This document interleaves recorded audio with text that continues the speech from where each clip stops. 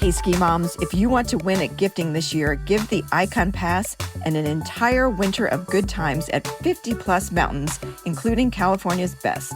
But you better hurry. Last chance to buy is December 12th.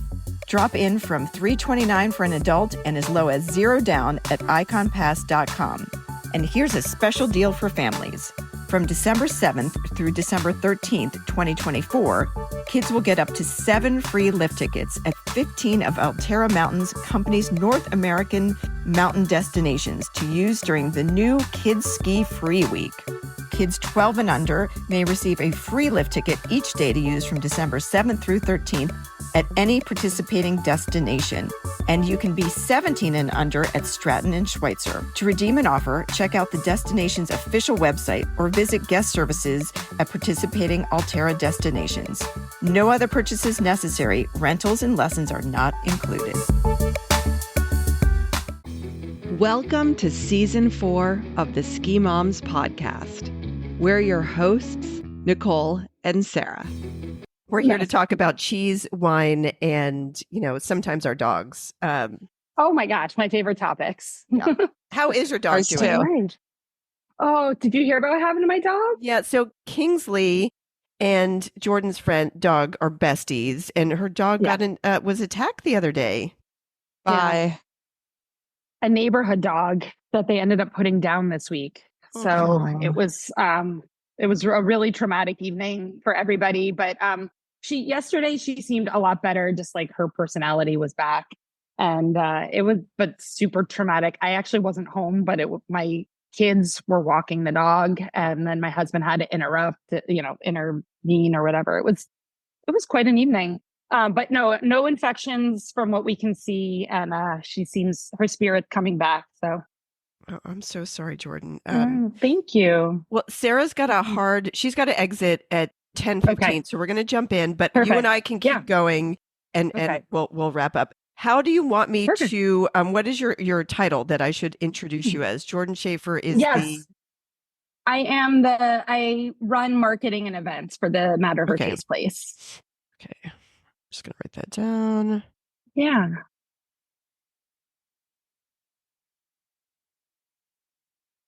Okay. The Ski Moms today are so excited to welcome Jordan Schaefer. She runs marketing and events for the Mad River Taste Place in the Mad River Valley of Vermont. It's sort of nestled between Sugarbush and Mad River Glen and not too far from Stowe. We're going to talk about cheese, wine, building a life in Vermont. This is probably going to be one of our favorite podcasts. So pour yourself a glass and join us as we talk to Jordan. Welcome. Thank you so much. Thanks for having me. We are so excited to have you. Now, you and I are dog mom friends, but I don't know your ski story. I think I know more about your dog than I do about your personal story. So where and when did you learn to ski? So I learned to ski in Park City, Utah. I learned what I thought was late, which was 10 years old, because I already had friends who were skiing and I felt like everybody knew how. But my dad went on a business trip and it was a little bit of a boondoggle. So they all went skiing in Beaver Creek and came home and said to my mom, we got to get the kids out there. So I was really lucky to grow up in a ski family. I will say I really became a skier though, when I moved to the Bay Area in my 20s and met my very active skiing boyfriend, now husband, and we had seasonal rentals in Tahoe and we were up there every weekend, and we could buy corporate discount lift tickets for Alpine and Squaw, which is now Palisades, for $25. So times have changed, but my love of skiing has not. So where were you coming from when you went to Park City? What would be your home mountain as a kid? Luckily, we did annual trips to Park City. I grew up outside New York City in New Jersey. So in high school, we would do Shawnee, Camelback. I've always had friends and family in New England. So I got to come up to Vermont a few times. I did Stowe once in high school. So I've had the chance to ski, in different parts of the East Coast and then further out west as well. And That sounds so fascinating, by the way, that those young adult, young professional group houses. I think I would Uh-huh. have enjoyed skiing in my 20s had I had that, but it wasn't, wasn't to be for me in those times. But what took you from the Bay Area career-wise back to the Mad River Valley? How did that happen? Yeah, we had a pretty lengthy stopover in New York, New Jersey. My husband and I left California in 2004, and moved to Brooklyn, got married in the Mad River Valley, and then started our family in New Jersey. So my background in my pre-Vermont life was publicity, marketing, and events. I worked in PR and marketing for great brands all over the country. I worked for Gap Corporate in San Francisco. I worked for Design Within Reach. And when I moved back to New York, I started working for marketing departments in magazines, and really found my professional sweet spot in food marketing at Bon Appetit magazine. And one of my most favorite events when I worked at Bon Appetit was the Beaver Creek ski weekend. So we would do a 3-day ski weekend with chefs from all over the country and samplings and wine and beer programs and cat tours. And I think I was the only one who actually brought my skis to that weekend. um, and you've really never seen Beaver Creek like you have from a loading dock at 3 a.m. looking for a pallet of cheese. So, I've seen all sides of the Beaver Creek Mountain. Does that event still happen? Because I feel like that should be on our bucket list. I don't think it does, but I'm sure Beaver Creek is doing something similar. I'm just not sure Bon Appetit is involved anymore. I think we should do something here in Vermont like that. Yeah. Absolutely. So how you said that you were all living in Brooklyn, but Yeah. you got married in the Valley. How did the Valley get on your radar? Yeah. So I actually married a native Vermonter. So I consider myself a Vermonter in law. And we were looking for somewhere to get married. Originally had wanted to get married in Tahoe, but at that point we'd already moved back to Brooklyn and felt like that was just a little too far. I think I was a little ahead of the curve on the destination wedding idea. And so we wanted something that felt more like us. And we started looking around Vermont, and we started at the bottom of Vermont and we just kept going up. And when I found the Inn at the Round Barn, I absolutely fell in love. It was everything I had in mind for a barn wedding in Vermont. And so I've always felt like, obviously, the Mad River Valley was a very important part of our origin story. And funny story, we actually got married in October, but because it's Vermont, it snowed 6 inches the night of our rehearsal dinner. And we were having a rehearsal dinner at Mount Ellen Base Lodge because we wanted some kind of ski tie-in. And I had gotten my husband new skis as a wedding gift, and I wouldn't give them to him because I was afraid he would take them out into some back country the morning of the wedding with, this much snow on the ground and do something dangerous. So anyway, that was a funny little anecdote that really sort of set our life together off on a, snowy skiing path. Well, that inn at Round Barn is stunning. And I've never gone to a wedding there, but I drive by there a lot on my way to meet Nicole for hikes on some of those common road and stuff back there. And we've seen weddings going on and they look spectacular. So I can only imagine that it was just perfect. And we've also been in this situation without our snow tires in October where we can't get up the road to our home. And we need to get our snow tires on very early there. Yeah. I realized I didn't actually connect how we ended up in Vermont. So we came in 2020 while we were still living in New Jersey, and our kids were, 6 and 12, I think, or 8 and 12. I'd have to do the math. And we decided to come up in the summer of 2020, like everybody else. And we weren't really sure how long we were going to stay. And we made the decision to stay for the year. And then once we were here for a couple months, we decided to not go back to New Jersey. So once we decided we were staying for good, I had always known about the Mad River Taste Place and obviously enjoyed shopping here as a visitor to the Valley. And when I found out that they were hiring for someone to run marketing and events, I realized that that was actually the perfect intersection of my professional career path and my personal love, which was Vermont, and spending as much time here as possible. So for the opportunity to do marketing for, Vermont made food products felt like it was, scripted in the stars. So tell us about the Taste Place. Where is it? Kind of give us a layout if we were going to come visit for the first time. Absolutely. Yeah, we've actually opened 7 years ago this month. So we survived through the pandemic and have evolved in a few different ways over the years. What I say now is that we are a specialty grocery store based in the Mad River Valley. And like you said, we are right on Route 100. So we're striking distance to both Mad River Glen, Sugarbush, and all the condos up there. And then obviously right here on the valley floor by all the other amenities in the valley. We really started as a retail platform for valley made and sourced products.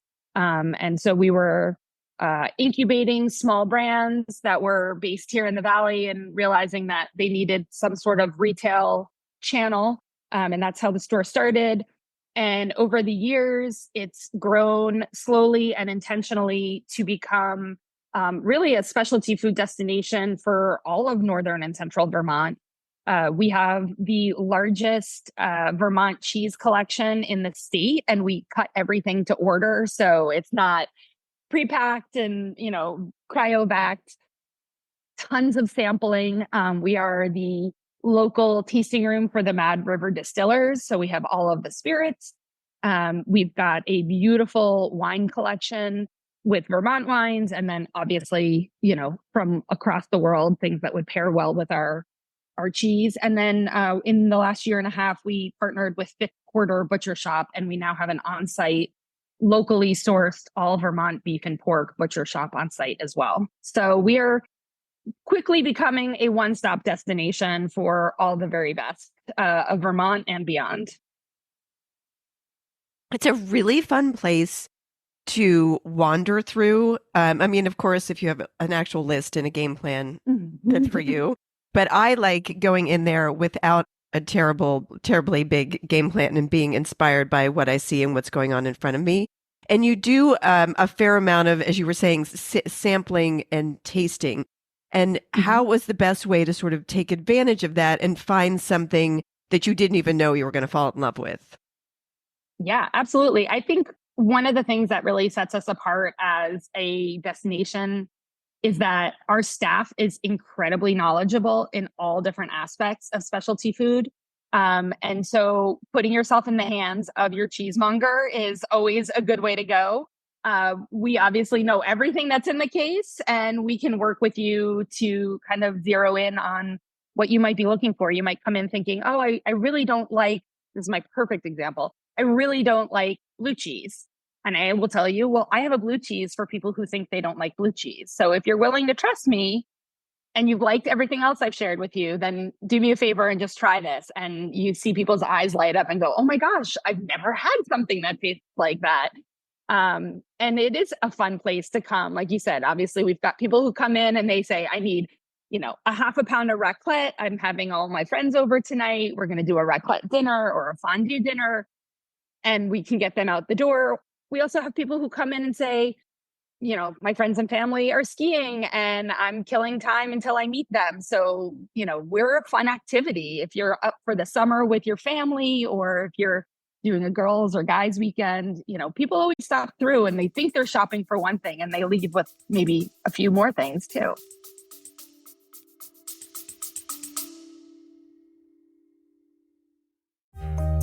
Are you starting to dream about hot cocoa, snowy chairlift rides, and zipping down perfectly groomed trails? Well, so are we. And that's why we're teaming up with Vrbo this winter. If you're like us, you're always in planning mode and trying to maximize the fun on your family ski vacations. Vrbo's got you covered with private vacation rentals designed for families and friends. Here's why we love Vrbo. First up, space. Our family loves to spread out when we travel, and we all know how much stuff a ski trip involves. Vrbo has a huge selection of quality homes, often with 3 or more bedrooms, sections so everyone can spread out comfortably and there's room for all your gear. Verbo Properties offer exclusive homes with amazing views of the mountains and many with ski in, ski out, slopeside access. Oh, and have we mentioned privacy? With Verbo, you'll always get a private vacation rental, meaning no awkward host encounters or shared spaces. It's all yours. Now let's talk about amenities. Many Verbo homes have gourmet kitchens, game rooms for the kids, hot tubs, and cozy fire pits, making them perfect for quality time when your ski day is done. And thanks to Verbo's Book with Confidence guarantee, you're protected every step of the way with 24/7 support and rebooking assistance if plans change last minute. Ready for your next adventure? Download the Verbo app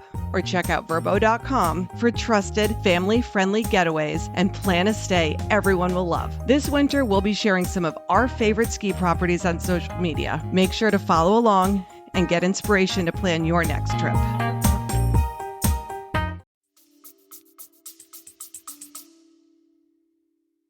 We have one ski mom friend up there, Holly, that always gets these beautiful cheese plates from you all. And I think I know that when she invites us over, that is like definitely one thing that's drawing me there. Because I mean, we've seen them and they're just stunning. And I think it seems like you can also just, I don't know if you can call ahead and just pick up or just have something kind of pre-selected for you, but it seems like she's just swooping through and you start to get to know people and what they like. And a lot of us, it's wonderful if we have the time to wander around and try different things. But I would love to know about just like kind of if we are a little short on time and trying to grab things to get from the mountain back to maybe we're hosting après. What are the options?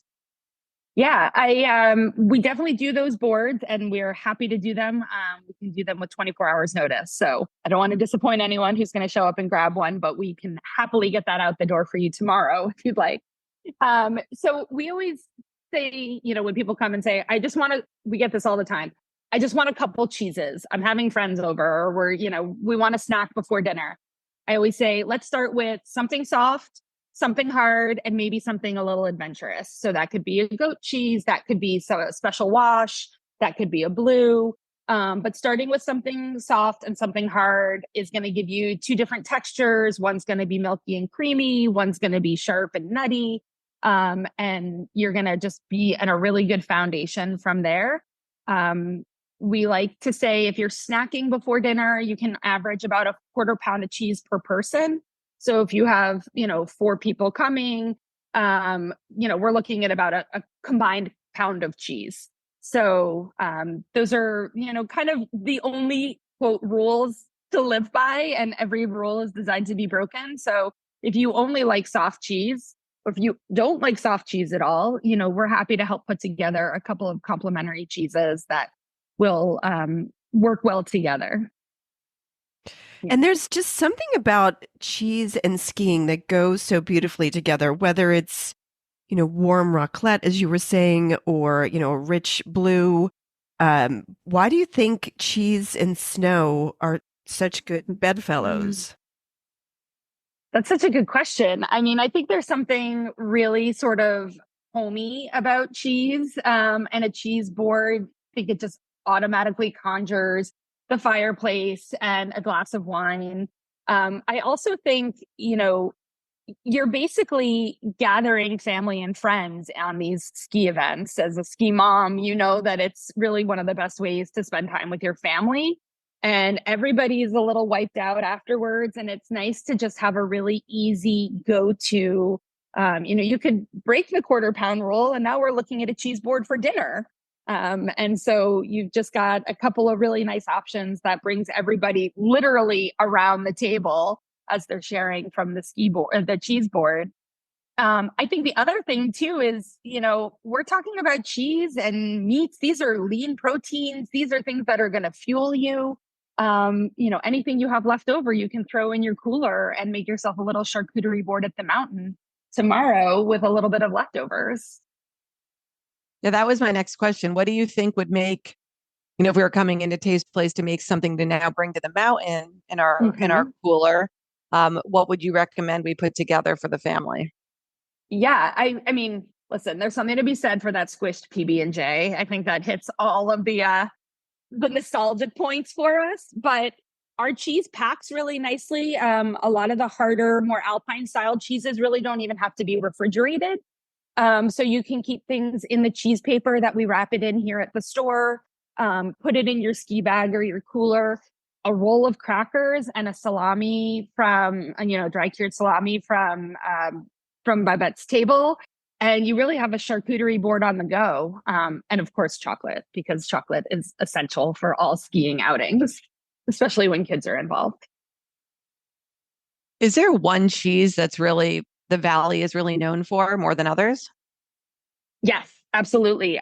We are super lucky to have Von Trapp Farmstead here in Waitsfield, and not to be confused with the Trapp Family Lodge up in Stowe or the Trapp Brewery. Same family, different branches on the family tree. But the folks at Von Trapp Farmstead have what we call a farmstead herd, meaning all of their cows live at the farm here in the Valley. And they're organic and they graze here and they're fed here and they make the cheese here. So it's truly a terroir experience. You're getting the true Valley flavor. Their soft cheese, Mount Alice, is a brie style, a double cream brie style that is exceptional. It is one of my favorite things to start with when I am sampling folks who are new to the area. And I think it just sort of blows their hair back every time to know that this came from literally 3 miles up the road. They also have an Alpine cheese. They also have a blue cheese. So you can almost do an entire cheese plate just with Von Trapp cheese.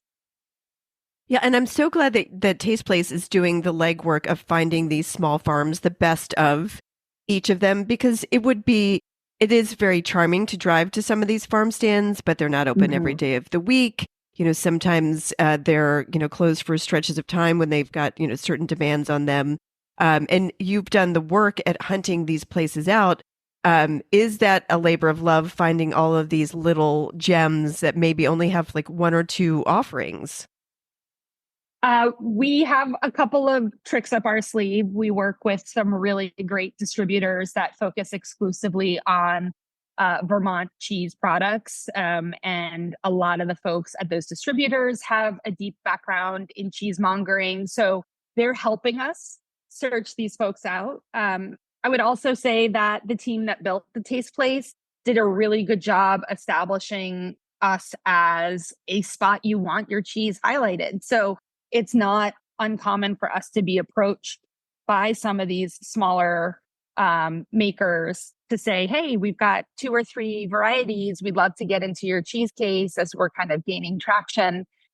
We have a new cheese from Good Hands Creamery, and she's also a 2020 transplant. She's in the process of building a new cave on her property. So it's always nice to have new cheesemakers entering the scene, obviously having female cheesemakers who are both moms and outdoor lovers and also cheesemakers. And so, now we've got 3 from Good Hands Creamery, and that's always a fun way to go about it too. So you really get to literally meet the maker. We got to have the cheese ski mom on the podcast. That sounds awesome. Okay, so we're back to building our boards. The easy play, of course, is a fresh baguette chopped up or some crackers. That's obviously grab and go. But I love, putting some unexpected things. Maybe it's some little cornichons. I love those little pickles. Maybe what else is, if we're going to take it the next level, we're going, Sarah was referring to our friend Holly, who does not, there's always something unexpected and delightful. So let's talk with like building it out from there. Yeah. So obviously the cheese is a great foundation, and pulling in a couple of different complementary flavors and textures and honestly colors too. I mean, when we build out those beautiful boards, we always like to pop a few peppadews on there, which is that, really beautiful red, cherry red, sweet hot pepper. And it does a lot for just pops of color when you're dealing with a couple different cheeses that tend to be in the same sort of color palette. And so peppadews for the spiciness and a little bit of the sweetness. We've got some really beautiful chocolate, like I said earlier.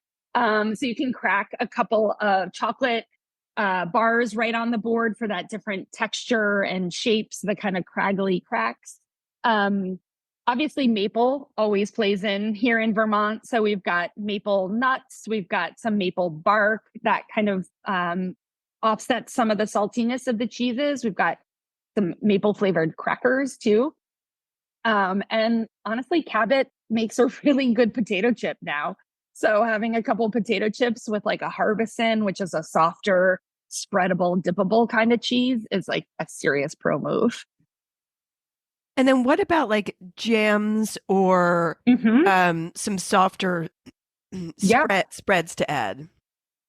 Yeah, one of my favorite go-tos is from Blake Hill. They have a caramelized fig with pear and honey. And that is amazing for a spread on your board. It also plays really well if you're going to make grilled cheese sandwiches, maybe for everyone for dinner. We have one that's like a triple ale onion. So it's almost like a sweet caramelized onion.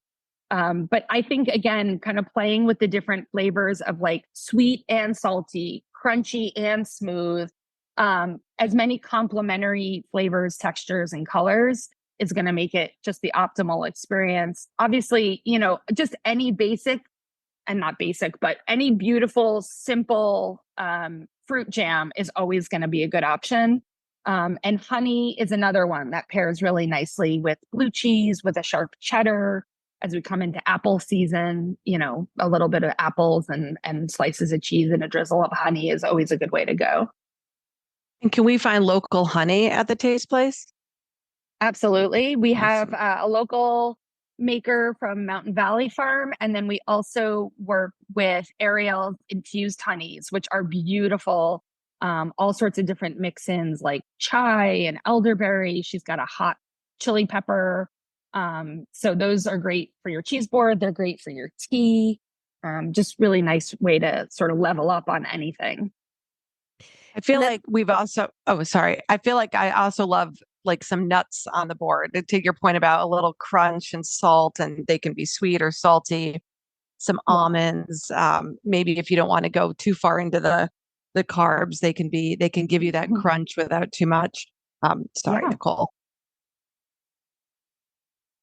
Okay, I do want to talk about, a lot of times I'm going to pop over to Sarah's. She invites me over. She said, "Oh, I'm going to." She makes amazing stews and soups, and I don't want to go empty-handed. I want to bring a little something to her house. She feeds my kids a lot. I feel a lot of responsibility to pay it forward.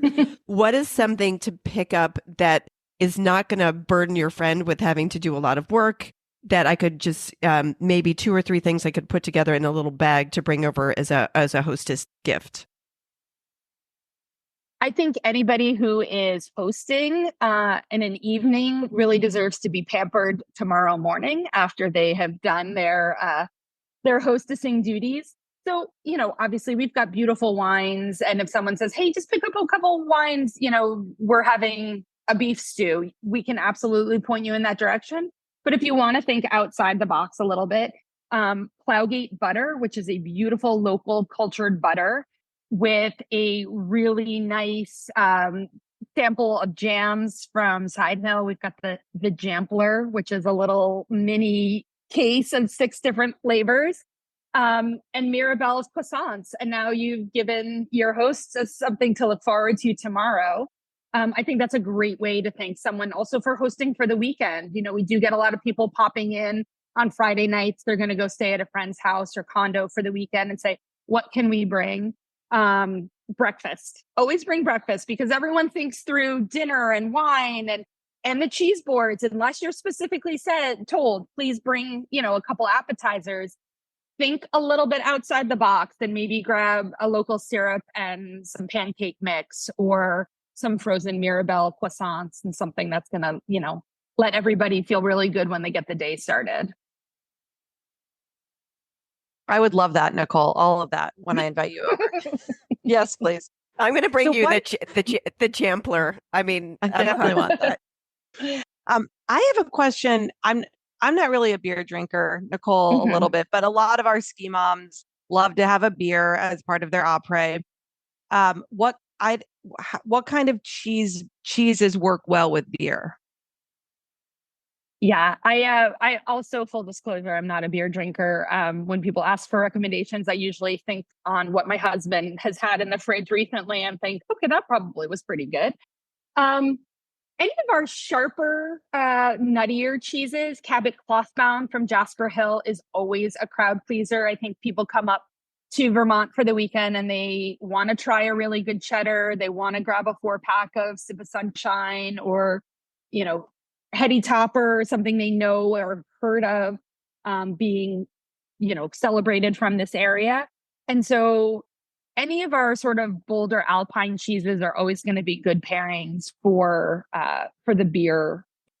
We also have a couple of really fun beer cheeses too, which they use the beer in the making process, and so those are always really fun, and we see those go out the door pretty quickly too.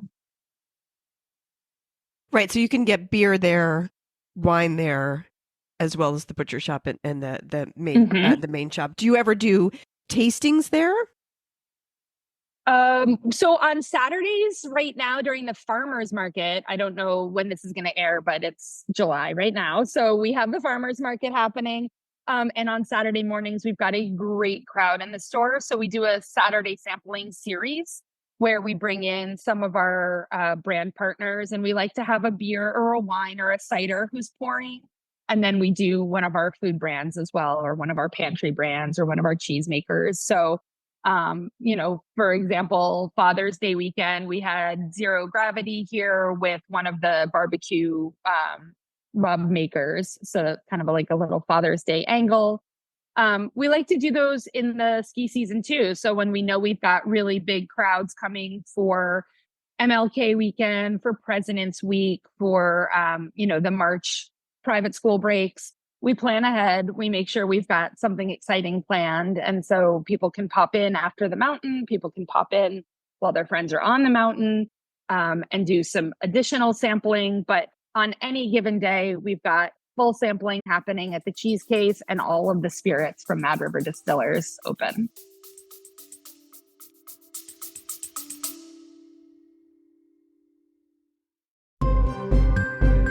Hey, ski moms, if you're looking to add a little extra fun to your family ski outfits this season, check out Skeeta's accessories. Skeeta's hats, neck warmers, and headbands come in the most amazing prints, from bold colors to playful patterns. There's something for every style. Not only are they super warm and comfortable, they are also made with the community in mind. Skeeta believes in local production. By creating limited edition prints with a focus on quality, they have generated a cult following by folks who love to play outside. And they're always coming up with new prints and items. Right now, I'm absolutely loving my Skeeta Pursuit liner gloves. I'm using them for running and hiking, and then we'll transition them to mitten liners once the snow falls and my ski season begins. And for gift giving, look no further than the High Pile Fleece collection of hats, neck warmers, and mittens. It's the coziest fabric around, and it's the gift on everyone's wish list this year. Ski Moms podcast listeners can save 20% off your order with code SKIMOMS20. That's SKI_MOM_20 at skeeta.com.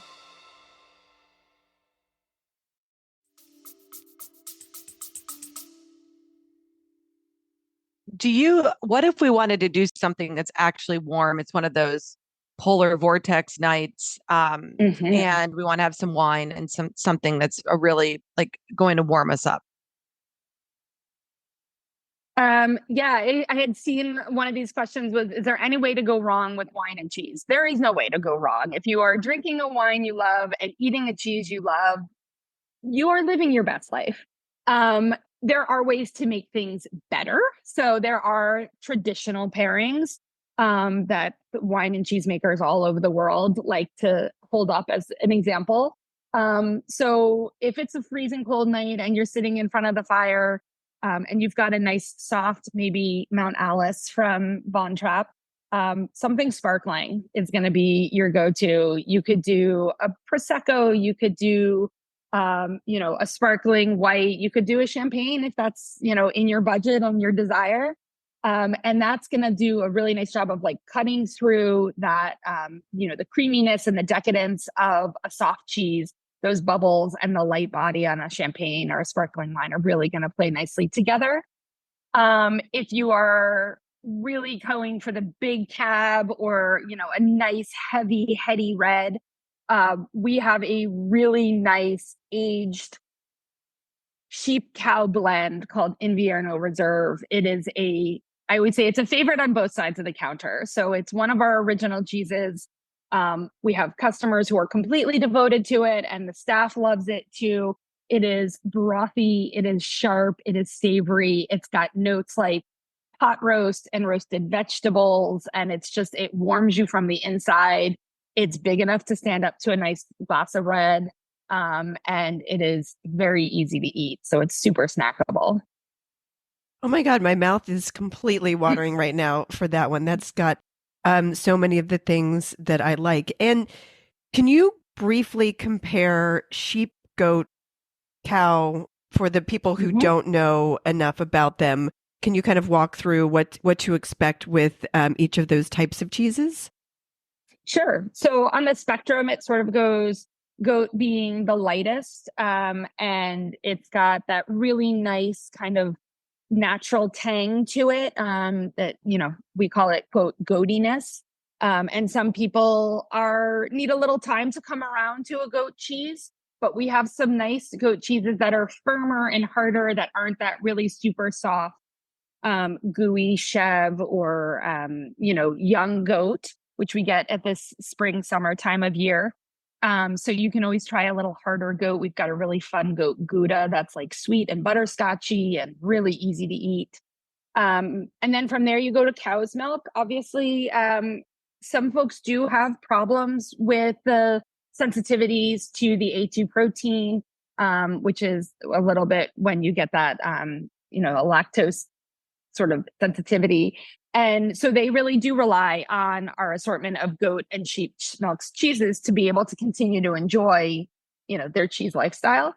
Cow obviously is definitely the most common. It's used in the most number of ways. It's also used in blended cheeses. So you can get a sheep cow or cow goat, and it's a good carrier for the cheese flavors. And then sheep is the most rare or the hardest to harvest. It's going to come with a slightly higher price tag because of that. You get a little bit of like a lanolin note to it, sometimes a little bit of a citrusy tang. And we, again, have a lot of the harder sheep's milk cheeses. We've got Grafton Storyteller, which we call a Vermont Manchego. So it's 100% sheep's milk. It's got that really iconic Manchego flavor profile to it. And that's always a real hit with folks, because it tastes familiar, but in a slightly more artisanal way. Yeah, I know that sensitivity that you're talking about. So I do try to always have a sheep that I mix in with the cow offerings. And I like the little labels that you can either, sometimes on the board, you can actually write on there with a piece of chalk, or the little sticks you can put in to steer people to what's what. So you don't constantly have to be reminding people of what's on the board. Exactly. We use that technique with our signage in the store. So we changed all our signs over to have a little infographic with the animal whose milk is represented in that. So if you just want to do a quick glance across the cheese case and you're looking for goat, you're going to find it a lot quicker than having to read every sign or every label.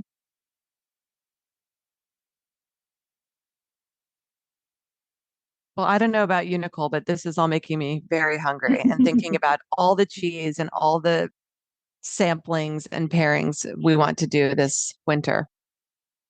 I know. Let's jump into a little bit about your outdoor life, Jordan. I know it probably is busy in summer and winter, and that maybe those are your big seasons. Are you still able to find time to play outdoors and get those ski turns in, that brought you to Vermont in the first place? Definitely, yes. Maybe not quite as much as I would like to, because the store is open on Saturdays. So we work on Saturdays. So I get a lot of pictures from the mountain, from my family when they're telling me about some epic days. But we are closed on Sundays. So I usually take a nice quiet Sunday morning at home and have an extra cup of coffee or listen to some music, and then I like to head out to the mountain, as I like to say, as all of the other license plates are heading down the access road. I am heading up the access road because I don't have to go home tonight. So I like to ski Sunday afternoons, and then I am off on Mondays. So I have a little bit of a Monday weekend to myself. So I like to try to get out then as well. Both of my kids are part of the local school district. So when they were in elementary school, they had their ski and ride days. So I would try to get up to the mountain and try to make some turns at the end of the day with them when they were out with school. And now my daughter is on the ski team for the local high school. So when I can plan it with my days off, I try to get to the ski races, and then I get around to some of the other mountains in Vermont and see where she's skiing and watch the kids, up on the mountain. What do you consider your home mountain, Jordan? Sugarbush. I am a Sugarbush fiend. I have actually, true story, never skied Mad River Glen. So I need to make sure to try to do that this year.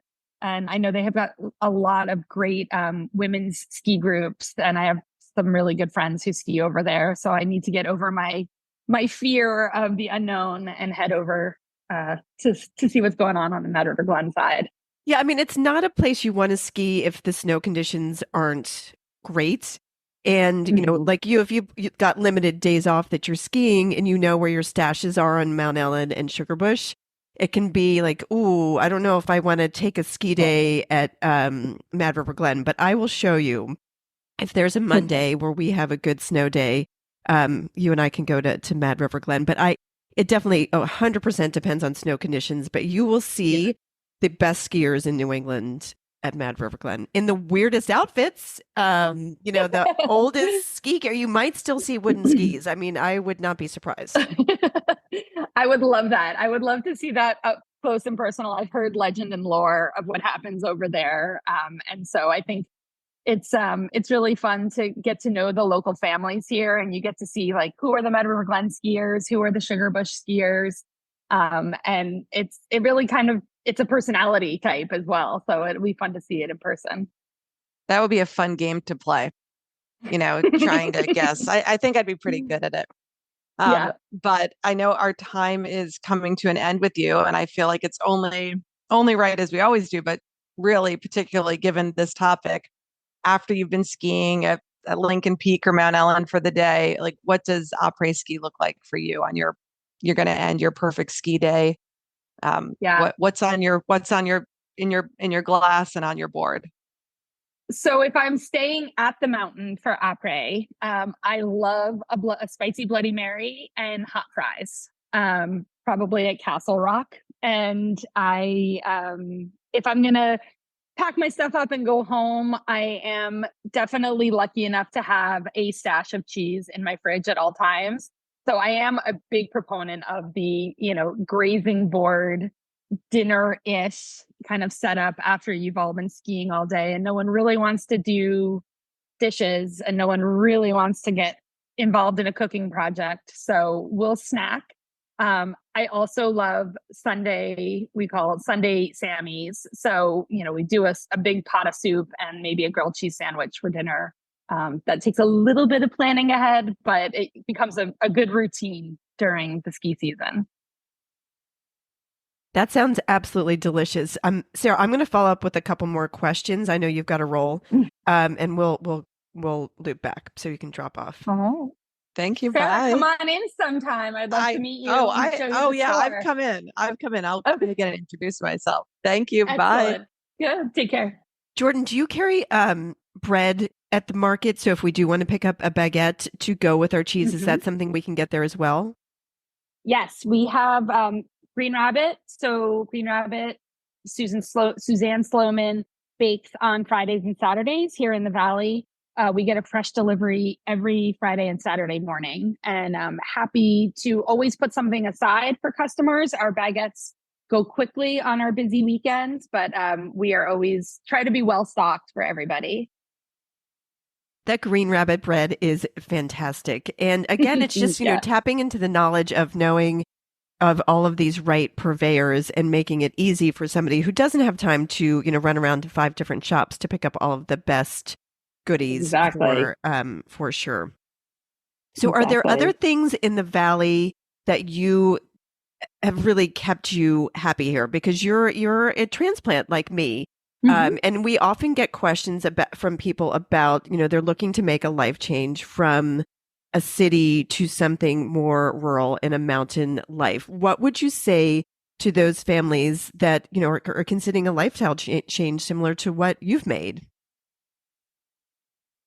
Unequivocally do it. If you feel like it is the right experience for your family, you will miss nothing and you will gain so much. And I really stand by that. We were semi-transplants before COVID hit. We would come up every weekend. We had a seasonal rental here, which meant my kids were missing birthday parties and local town sports like basketball or ice hockey or gymnastics. And they never complained once. They loved their Vermont life as rarely as they could get it, but they loved every minute of it. So for us, moving up here was the right choice. If there is something that's sort of nagging at you that you think that the lifestyle could be something more than what you have, I'd say it is out there for you. It is not an easy one. You have to drive 35 minutes to get a prescription filled. Amazon Prime is not a same day service. All the conveniences of life are a little bit harder fought for, but it is worth it in the end. And I think, obviously the aesthetics of the Valley are incredible. It's everything you imagine from the pictures in magazines and movies. It's the rolling back roads, it's the barn views, it's the mountain views, but it's truly, as cliche as it sounds, it is truly the community here, especially the people who have chosen to be here. I feel truly understand the real gift that they have in being able to live here. And I think you had 2 things going for you. You found the job, which really introduced you to a lot of locals because they were bringing their goods and services to the taste place. And then you had school communities. What would you recommend to people to grow their network and to start growing their roots if they are coming to Vermont? Yeah, I think obviously if you have kids, that's an interesting and easy way to build a connection in a community. We moved here in the first school year post of COVID. So a lot of the kids that my kids became friends with, I never saw their full face until all the masks came off a year later. So I would say, always relying on the communities around the things that you love. So for me, it's food. It's being social and in a social environment like a local shop. And then also the ski community or the sports communities for, that your kids are involved in or that you're involved in. Just being in the same place as people who enjoy doing what you're doing naturally leads to a connection. So, you make friends at Blueberry Lake when you've got your paddleboard on the back of your car, or you start chit-chatting with someone in the aisle of the Taste Place or the East Warren Community Market because you've tried that product and you love that product, and do they have this product? And it's a really easy way to just start talking to folks. I haven't found anyone here who is not open to a connection like that. Yeah, they're not. I was listening to an interview with Noah Kahn and Seth Meyer talking about New Hampshire and Vermont, and Noah was saying, "Well, they'll change your tire, but they won't smile." If you're stuck, and it does take a while to kind of warm up and find your place. But there's so many benefits to having your kids have this outdoor life that we couldn't necessarily give them in the city. Did you find that was a big draw for you? 100%. My kids went to the Warren School, which is one of the best views of Sugarbush in the Valley. And when I found out about the ECO program, which stands for Educating Children Outdoors, I was sold. So one day a week or one day every other week, the entire curriculum takes place outside. And it does that regardless of the temperature, the weather conditions. this season. And so my kids were outside playing in, 40-degree rain, which it's fine. They're not sugar. They're not going to melt. They have the right equipment. They have the right, like they say, no bad weather, just bad gear. So, the kids around here are well geared. They are well outfitted. They are well primed to play outside, and they love it. I mean, this whole valley is their playground. And we were talking, you were talking a minute about the school programs that bring the kids to the mountain. Is that an extra fee, or is that built in, are the mountains subsidizing that? Tell me a little bit more about that. Yeah, I think all of the local elementary schools, as well as the middle schools, have 1 day a week, which they call the ski and ride program. And you opt into it. It is, they make it possible for every kid to be a part of it. I'm not sure how the financing actually works, but I believe it's sponsored by the PTA and probably underwritten by the mountains. There's a lot of community resources, so you can provide the school with any hand-me-downs or things your kids have outgrown, mittens and snow pants and ski gear. And it's a way that the kids get on the mountain, even if their family is maybe not a ski family. They're growing up in a ski town, and so they're on the mountain every Wednesday afternoon from January to March. And it's all run by parent volunteers. And it feels a little bit like I would say urban legend, but a rural legend that kids in Vermont get to go skiing during school, but it's true. I've seen it with my own eyes. And it's really cool. I think for my kids, at least, they do some of their best learning for their ski and ride techniques by being with their friends on the mountain. It's stuff they're not learning on ski team or in ski lessons or from their parents. They're just doing it with their friends and figuring things out and finding their stashes and landing their trips. And it's really fun to see the relationships that the kids build on the mountain with their classmates. So how many years do you think you have to live in Vermont before you are a Vermonter, not a Vermonter in law? It's an interesting question. I think the local Vermonters would say many, many more generations. I am, I'm happy with my roots being outside Vermont because it means that I made the choice to come here and be from here or be here now. And I love that my kids will get to say they grew up here.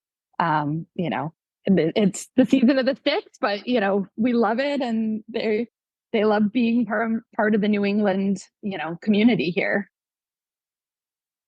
That's awesome. Thank you so much for everything, Jordan. I will be in soon, and we love the Taste Place, and we love your transplant story. It's great. Thank you. Thanks for having me on, and we look forward to seeing all your listeners in the store soon. Hey, Ski Moms. We hope you enjoyed today's episode and got some great tips for your next family ski adventure. If you had as much fun listening as we did making this episode, we'd love for you to hit that subscribe button so you never miss out on our latest episodes. And don't forget to rate and review us. Your feedback helps us bring you more of the content you love and helps other ski moms find our podcast. So whether you're on the slopes or just dreaming of your next snowy getaway, stay connected with us. Follow us on social media, share your favorite episodes with your friends, and let's keep this awesome community growing. As always, if you have topics to suggest for future seasons, send me an email at sarah@skimomsfun.com. We love hearing from you.